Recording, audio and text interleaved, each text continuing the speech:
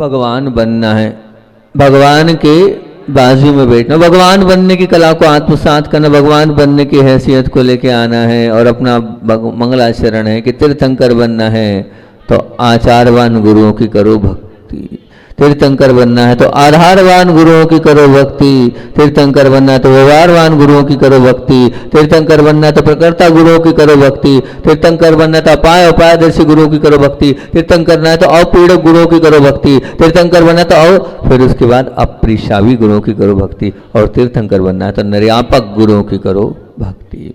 और प्रकृता गुरु के विषय में मैंने आपसे चर्चा करी थी कि हर एक शिष्य के प्रति उनका ध्यान हो, हर शिष्य को वो संतुष्ट करें, जिस उद्देश्य से वो आया है उसकी पूर्ति हो, उसके उद्धारक बने, उसके आहार विहार आदि सब क्रियाओं का ध्यान रखे। वो प्रकृता गुरु कहलाते हैं। देश काल हर एक पूर्व परिस्थिति को जानकर निर्णय लेना, और वो अमरकंटक की बात भी आपके सबके बीच में रखी थी। और जिसे औरों की सलाह की आवश्यकता नहीं पड़ती है, जो स्वयं निर्णय लेते हैं और जो एक बार निर्णय लेते हैं वो बदलते नहीं हैं, ऐसा वो उनका निर्णय रहता है। जैसे माँ अपने बच्चों का पालन पोषण संरक्षण सहज मातृत्व भक्ति से साथ करती है, वैसे ही वात्सल्य भाव के साथ आचार्य महाराज अपने इन शिष्यों को पुत्रवत उंगली पकड़कर चलना सिखाते हैं, मोक्ष मार्ग पर आगे बढ़ाते हैं। कैसे बोलना, कैसे उठना, कैसे बैठना, कैसे आहारचर्या करना, कैसे आपस में व्यवहार करना,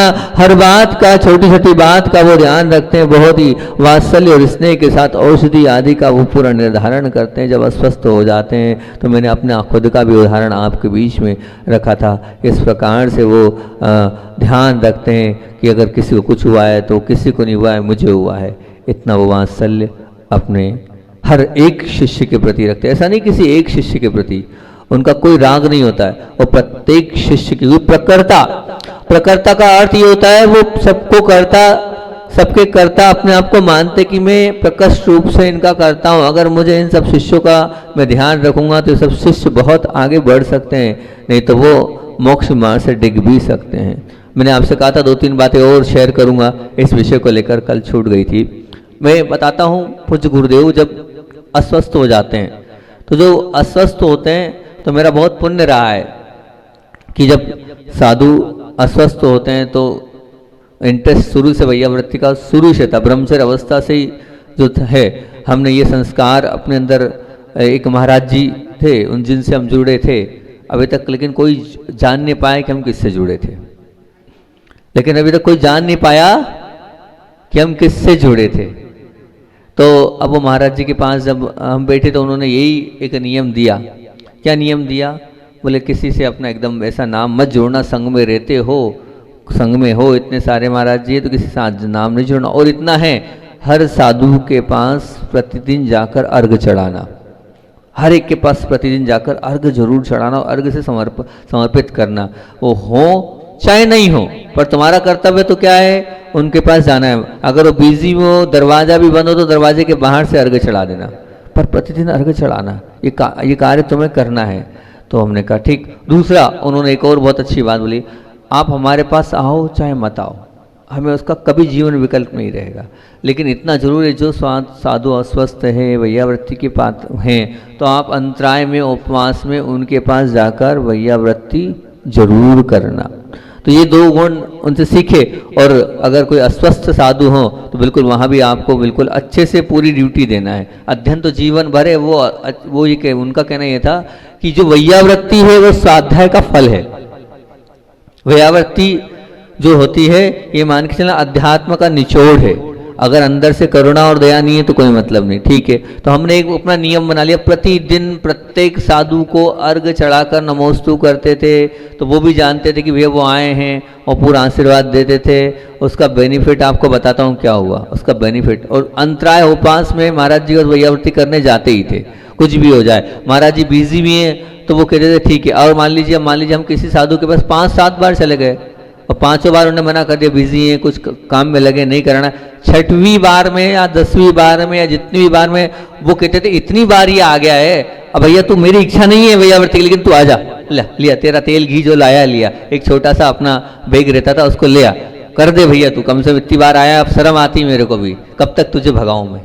तो वो कभी कभी तो उस भाव से भैयावर्ती कराते थे कि इतनी बार निवेदन किया इसने, ये सच में भैयावर्ती करने के इच्छुक रहता है। तो ऐसा भी बहुत बार हमारे साथ हुआ हैगा। और आप उसका मतलब बता रहा हूँ कि भैयावर्ती करने गए, तब हमने शुद्ध भोजन लगाया नेमावर में। नेमावर में जब शुद्ध भोजन लगा, तो जब शुद्ध भोजन लगा तो और भी मतलब जिस समय घर से निकले पहले वर्ष से ही चालू हो गया था शुद्ध भोजन आना घर से प्रति वर्ष।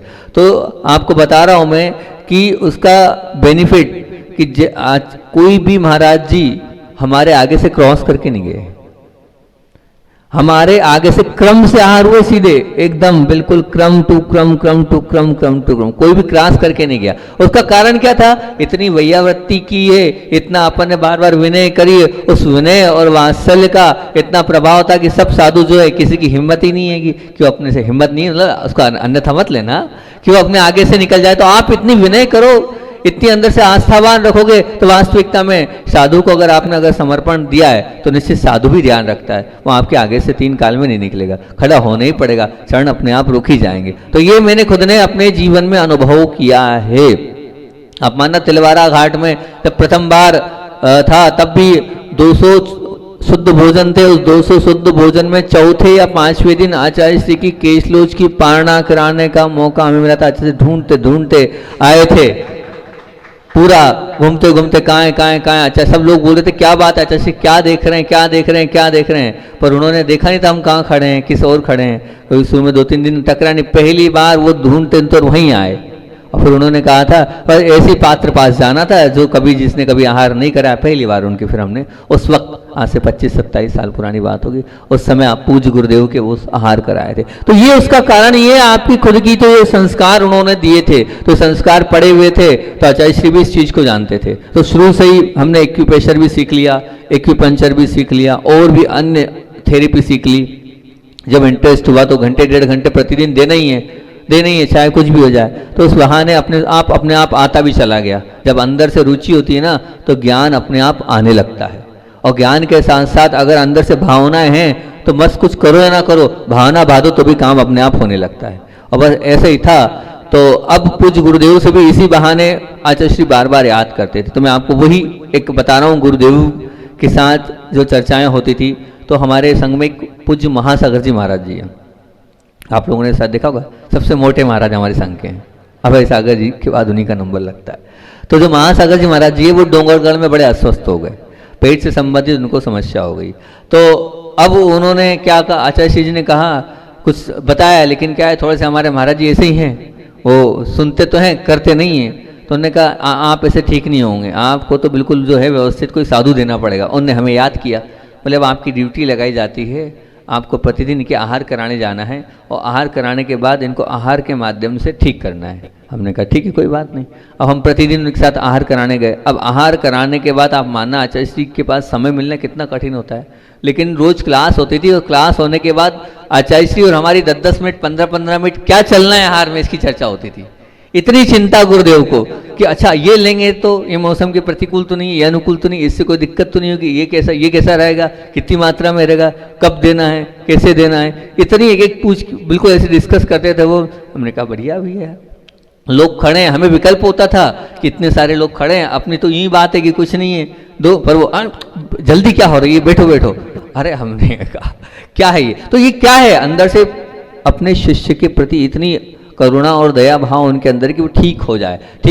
और आपको पता है ठीक तो ठीक है, उसके साथ साथ आचार्य श्री क्या करते थे, आचार्य श्री जी एक दिन उन्होंने हमें इसलिए थोड़ा सा डांटा तो नहीं, मतलब फिर भी थोड़े से ऐसा बोले, ये थोड़ी तरीका होता है भैयावर्ती ऐसे की जाती है क्या, हम कोई जवाब नहीं देंगे आपको। अब कोई जवाब नहीं देंगे तो मतलब है ना कि मैं महाराज जी के साथ दिन में 2 बार सोच जा रहे हैं, तो 2 बार वो सोच जा रहे हैं तो उनके साथ जाना होता था, उनकी सोच का परीक्षण करना होता था। सोचो आप, अब एक दिन हम नहीं जा पाए तो उन्होंने क्या बोले, ये कोई तरीका होता है, भैयावर्ती ऐसे होती है, कैसे थोड़ी भैयावर्ती है, आपको देखना होगा, उसके बाद तो अपना आहार डिपेंड करेगा कि कल क्या चलाना है। इतनी बारीकी से इतने अच्छे से उस चीज़ को लेते थे।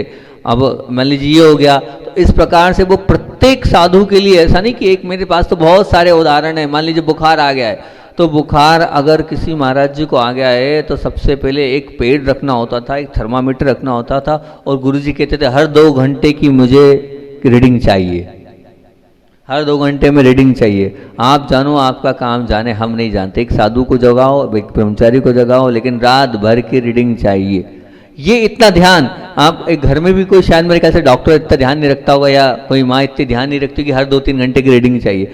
वो रीडिंग होती थी, फिर उसके बाद आहार तय होता था कि क्या आहार में किस प्रकार से चलना है और क्या देना है, और पूरा पूरा उनका ये मानसिकता रहती थी कि हम आहार के माध्यम से ही स्वस्थ करें, आहार के माध्यम से पूरा पूरा कंट्रोल करें। और इतना ही नहीं, आचार्य श्री पर श्रद्धान भी था।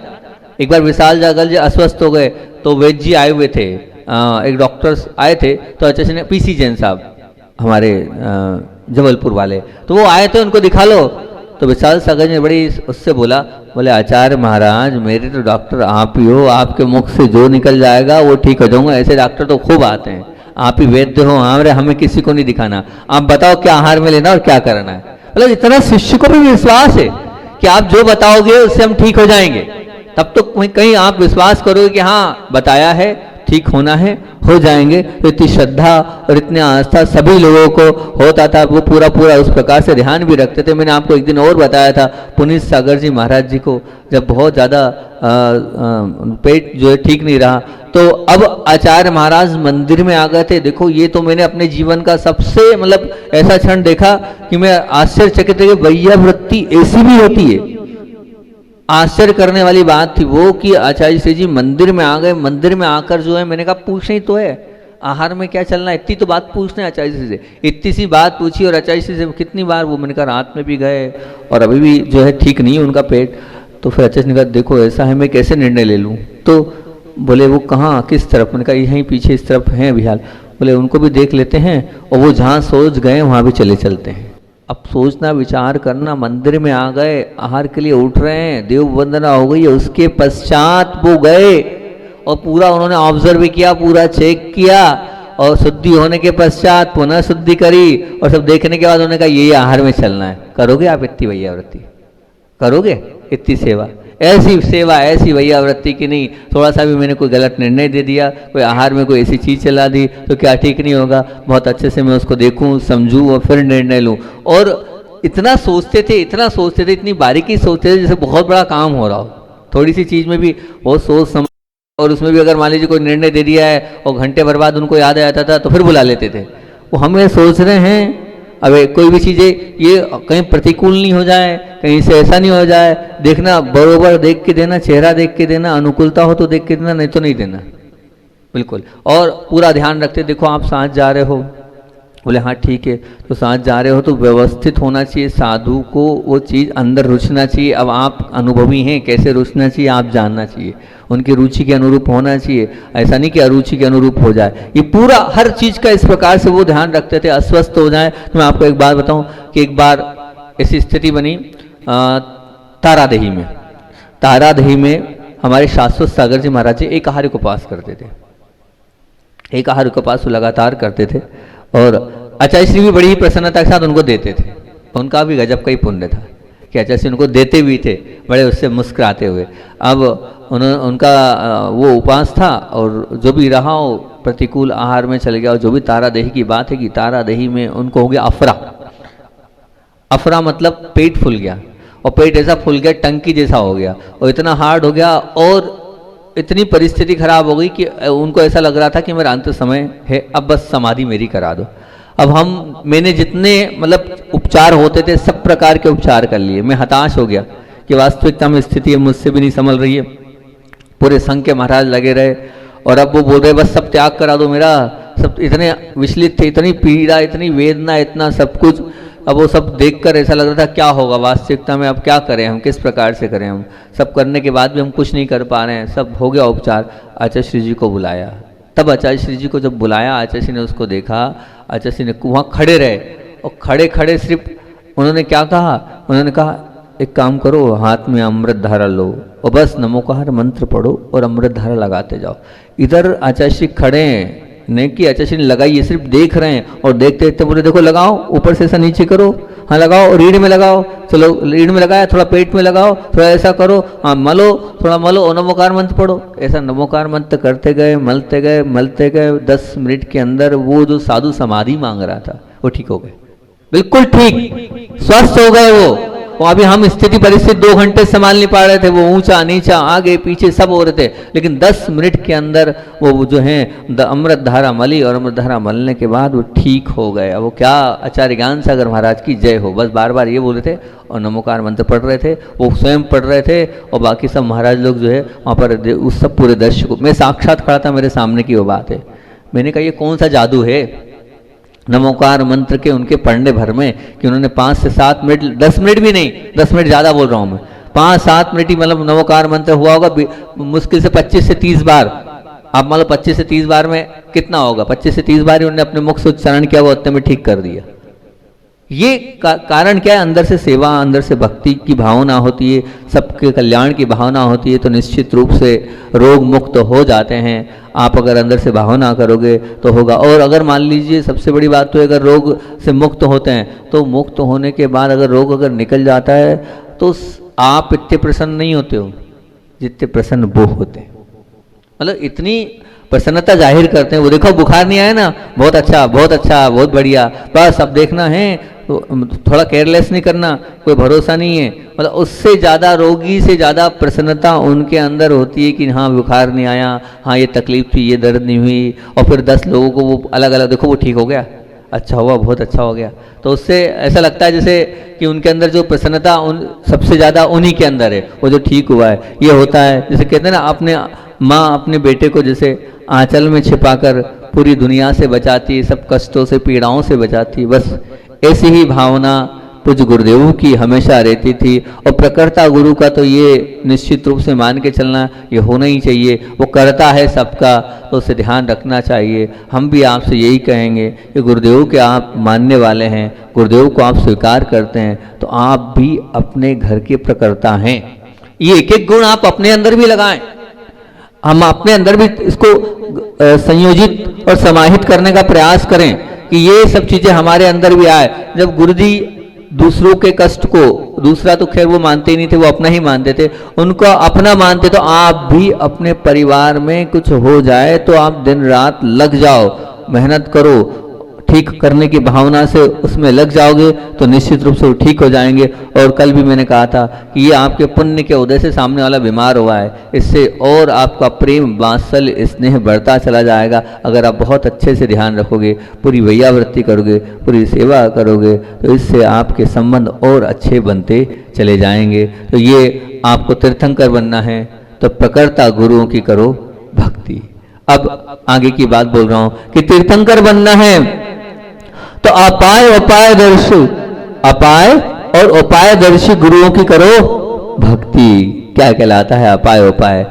जब शिष्य रत्नत्रय को छोड़कर विचलित होने लगे या रत्नत्रय को छोड़कर जाने लगे तो आचार्य महाराज रत्नत्रय की महिमा समझाते हैं। क्या रत्नत्रय, तुम्हें किस प्रकार से रत्नत्रय मिला है, कोई सामान्य चीज नहीं है जो तुम्हें मिली है, ये हीरे की दुकान है। आचार्य जी बार बार ये बोलते थे, बहुत बार गुरुदेव के मुख से बात सुनी है कि हे महाराजो, तुम सामान्य व्यापारी नहीं हो, तुम हीरे के व्यापारी हो। क्या बोलते थे? तुम हीरे के व्यापारी हो। जैसे हीरे का जो व्यापारी होता है वो एक सौदे में लाखों करोड़ों अरबों कमा लेता है, हजारों लाखों मिलते हैं सीधे एक सौदे में। और एक किराने का व्यापारी है, वो दिन भर जो है वो बांधता रहेगा पूड़िया, उसके बाद भी कितना मिलेगा, 1000-2000, वो एक ही सौदे में जो है हजारों रुपए चित कर लेता है। बोले इसी प्रकार साधु जो होते हैं वो कैसे हैं? वो साधु हीरे के व्यापारी हैं। हर एक क्रिया में असंख्यात गुणी कर्म की निर्जरा होती चले जा रही है साधुओं के माध्यम से। चाहे भक्ति कर रहे हो, चाहे पूजन कर रहे हो, चाहे वो जो है बैठ कर सामायिक कर रहे हो, चाहे अंतरंग में लीन हो, चाहे स्वाध्याय कर रहे हो, कुछ भी कर रहे हो, जहां भी हो, हर क्रिया अपने आप में बहुत कीमती और बहुत ऊंची है। वो हमेशा ध्यान रखते थे और रत्नत्रय की महिमा को बहुत अच्छे से समझाते थे। रत्नत्रय छोड़कर जीवन में क्या परिस्थिति बनेगी उसका अवलोकन अपने उद्बोधन में और उससे मार्गदर्शन देते थे कि नहीं, अगर ये छोड़ दिया तो तुम्हारी क्या परिस्थिति बनेगी, क्या स्थिति बनेगी। समस्याओं का वो निराकरण करते थे, समाधान करते थे, उसमें बड़ी से बड़ी जो भी कठिनाई हो उन सब कठिनाइयों को फेस करने की एक ताकत अंदर से देते थे और सावधानी के साथ वात्सल्य के साथ, गोपनीयता के साथ, पूरी गोपनीयता भी रखते थे। अगर किसी से कुछ गलत हो गया तो ऐसा नहीं कि सबको ढिंडोरा पीटते थे, पूर्ण गोपनीयता के साथ और अपने अधिकार को कि मेरा अधिकार है और उसे मार्ग पर लाने का पूरा पूरा प्रयास और प्रयत्न करते थे। ये कहलाता अपाय और उपायदर्शी की भावना रखता हूँ। आप मुझे सब प्रकार के प्रायश्चित देकर मुझे समाधि मरण की आज्ञा प्रदान करें। सबके आचार्य श्री जी ने उस पत्र को पढ़ा और पत्र के पढ़ने के बाद बता रहे हैं पूज्य गुरुदेव ने ऐसा आध्यात्मिक अपना उद्बोधन दिया। वो पूरा उद्बोधन पूज्य प्रवचन सागर जी के पास गया। उस उद्बोधन के माध्यम से जो थोड़ी बहुत शिथिलता थी, थोड़ा बहुत ऐसा लग रहा था, डगमगाना था, उनका वो डगमगाना भी वो अपने आप में स्थिर हो गए और प्रबलता से वो अपने आप की चर्या को पालन करने लगे। और एक मैं कह रहा हूँ मेरे सामने स्वयं वहाँ पूरी समाधि में मैं वहाँ रहा हूँ, ब्रह्मचर्य अवस्था की समाधि है मेरी, वो पूरे समय उनके साथ रहा हूँ और पूरा जो है वो समाधि कर रही है। क्या प्रशस्त भावों के साथ उन्होंने अपने प्राणों का त्याग किया। वो समाधि तो मेरे जीवन की सबसे अच्छी समाधि है। बहुत सारी समाधियाँ देखी मैंने, बहुत सारी समाधियाँ करी है, लेकिन प्रवचन सागर जी की जो समाधि हुई थी, हाथ में ही अपने नमोकार मंत्र करते करते जो है उन्होंने अपने प्राणों का जो है विसर्जन किया और पूरी पूरी चेतना के साथ पूरी पूरी मैंने विचार किया आखिर ऐसा क्या रहा इस व्यक्तित्व के अंदर। तो मैं आपको बताता हूँ कि आखिर ऐसी अच्छी समाधि क्यों हुई। तो अगर कभी प्रवचन सागर से जुड़े हो, किसी ने देखा हो, तो सबसे अच्छा बता रहा हूं, सहज सरल। उनके मतलब उनके चेहरे पर कभी गुस्सा नहीं देखा, कभी भी नहीं, कैसी भी कंडीशन हो उनके चेहरे पर कभी गुस्सा नहीं था। बिल्कुल एकदम बहुत ही ऐसा सरलता और सहजता वाला उनका वो स्वभाव था। बिल्कुल किसी प्रकार की कोई भी कितनी भी कष्ट हो पीड़ा हो जाओ, लेकिन उनके चेहरे पर कोई भी शिकन आपको देखने को नहीं मिलेगी। तेज आवाज में तो बात, उनकी आवाज़ सुनने के लिए कान ऐसे करने पड़ते थे, इतनी धीरे धीरे और बहुत अच्छे से महाराज जी बोलते थे। चर्या के प्रति सजग, चर्या के प्रति बहुत सजग थे। अगर प्रतिमा लेना हो आपको, प्रतिमा कैसी पालन करना हो, तो बस प्रतिमा के लिए वो उद्बोधन उन्हीं के पास होता था। क्या प्रतिमा होती है, जो आप लोगों को प्रतिमा का दिया है, आप मानना मैंने सब उन्हीं से सीखा है और उन्हीं के माध्यम से आपको जो प्रतिमा के विषय में बहुत सारी चीज़ें डायरी मेंटेन करी थी। तो निर्णय सागर जी महाराज जी से उस चीज़ को सीखा। निर्णय सागर जी और प्रवचन सागर जी मतलब एक ही, कोई दूसरे मतलब अलग अलग नहीं है। तो प्रवचन सागर जी ने पूरे नेमावर नहीं इंदौर आश्रम को पूरा उन्होंने संभाला है, पूरे ब्रह्मचारियों को संभाला है, सबको संभाला है। तो हमने सोचा इतनी अच्छी समाधि क्यों हुई। तो मैंने 2-3 कारण पाए, क्योंकि मैं ये पाता हूँ कि कुछ मिला है तो कुछ ना कुछ पिछले जीवन में कुछ किया है तो उसका परिणाम मिलता है। तो 3 चीज सबसे बड़ी तो उनकी सरलता सहजता थी, पहली चीज मैंने पकड़ी।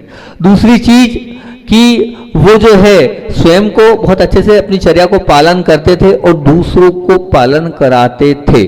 खूब उन्होंने दूसरों को सेवा करी है, खूब वैयावृत्ति करी है, खूब समाधियां करी है। और तीसरा उनका सबसे प्रमुख वो है नमोकार मंत्र की जाप। उनकी माला हमेशा चलती रहती थी।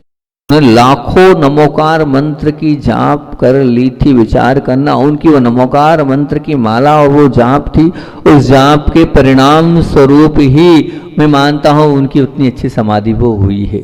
आप भी अगर अपना सुमरण करना चाहते हो तो बहुत अच्छा है। इतना अच्छा तो सबको दे दिया आजकल, पहले तो वो माला ही चलती थी, काउंटिंग वाच भी आ गई, जमाना बदल गया है। जैसे हो, जिससे अच्छा लगता हो वैसे करो, लेकिन नमोकार मंत्र से जुड़ जाओगे तो निश्चित रूप से आपकी भी वैसी ही समाधि बहुत अच्छे से हो जाएगी। हम तो चाहते हैं सबको वो समाधि हो। तो ऐसे समाधि के समय में भी पूज्य गुरुदेव ने बहुत अच्छा संबोधन दिया और ये भी समझते हैं कि किसकी होना है और किसकी नहीं होना है। इतना पूरा पूरा पूज्य आचार्य भगवान के अंदर झलकता था कि हाँ इनकी समाधि हो सकती है और इनकी नहीं हो सकती है। खुरई वाली माँ की समाधि बोल दिया था अभी कुछ नहीं, इनको वहाँ ले जाओ, अभी कोई समाधि नहीं, तो नहीं हुई। ऐसे ही जो उपवास नहीं कर सकते उनके लिए उपवास का बता देते थे कि भैया अगर तुम्हारी सामर्थ्य नहीं है तो सामर्थ्य को अगर तुम्हें जगाना है तो कहीं मत जाओ, पूज्य गुरुदेव के पास जाओ। उनका उद्बोधन मिलता था, उनका आशीर्वाद मिलता था, अपने आप सब कुछ होता चला जाता था। वो समाधि के समय में क्या देना है, कैसे देना है, किस प्रकार देना है, उसका भी पूरा पूरा ध्यान रखते थे। पहले आप जाओ, सबसे पहले वो क्या करेंगे, आपके ड्राई फ्रूट्स त्याग कराएंगे।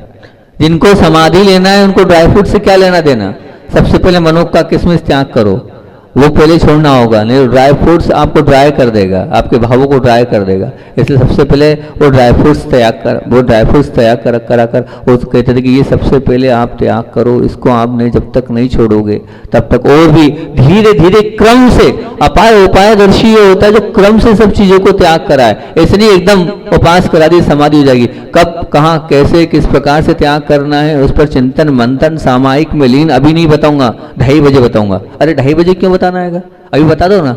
नहीं अभी कुछ नहीं, 2 घंटे बाद आप आना। तो 2 घंटे में वो सामायिक में सोचते होंगे तब तो वो बताते हैं, एकदम यूं करके बोलते अभी नहीं बात पाऊँ, वही चीज पहले बता देते। मतलब कोई भी निर्णय वो बिना सोचे समझे नहीं लेते थे कि क्या देना है, कैसे करना है, किस प्रकार से करना है। वैसे अनेकों लोगों को उन्होंने अपने जीवन में सबको सदमार्ग दिखाया हैगा, हालांकि भटकते हुए। एक बहन मेरे सामने की बात है, व्रत लेने के बाद विवाह की ओर मुड़ रही थी।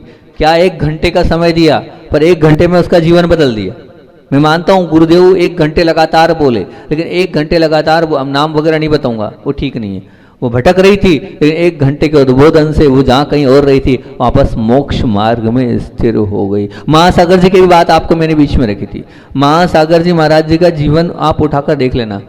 आप गुंडा कह लो, बदमाश कह लो, जो कहना सो कह लो, वो थे इतने बड़े। क्योंकि मैं इसलिए बोल रहा हूँ क्योंकि मैं अमरकंटक में था तो उन्हीं की गाड़ी लेता था मैं। हर प्रकार के हर गलत शौक, ऐसा कोई पाप नहीं उनके जीवन जो उन्होंने नहीं किया हो। इतने बड़े पापी थे वो। कहना चाहिए हर दादागिरी करना, दूसरे पर रोप जमाना और दूसरे सब करना, लेकिन आचार्य श्री से जुड़े, उस हर्पिस जैसी बीमारी में पूरी सेवा करी। सेवा करने के बाद गुरु से इतने जुड़ गए तो उन्होंने व्रत नहीं कहा, उन्होंने कहा, उनको रानू बोलते थे, ब्रह्मचारी नाम में उनका रानू था। रानू अब कुछ नहीं, अब घर छोड़ना है। जी हाँ, जो आगे आचार्य एक बार में तैयार कर लिया। नहीं तो वो जो व्यक्ति सब प्रकार के शोक में लीन है। अब आप लोग, मैं ये कहता हूँ, आप लोग किससे करते हो? आचार्य कहते हैं बार बार क्या बोलते थे कि किससे?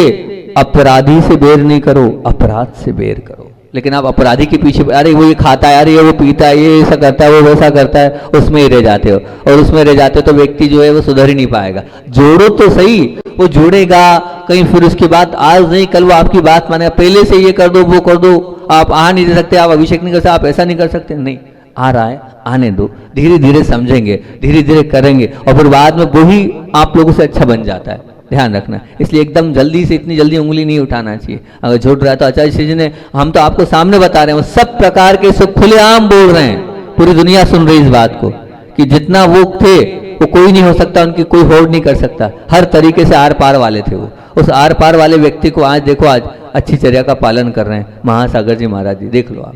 तो ये ऐसा गुरुदेव के सन्निधि में होता था। और जब वो करते थे तो बहुत सारे ऐसे लोग हैं जिनके नशे, शराब, जुआ सब छुड़वाया पूज्य गुरुदेव ने, सबके जीवन का कल्याण करा।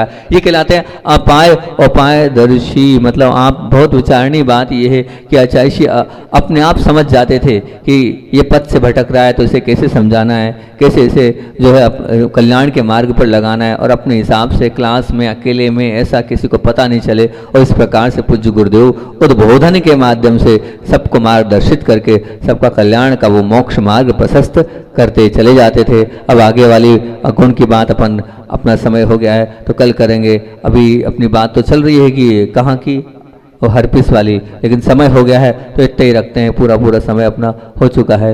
बोधि समाधि परिणाम शुद्धि शात्मोपलब्धि शिवशोक सिद्धि चिंता बड़िम चिंतित वस दाने तम वंदमानश्य ममास्तु देवी।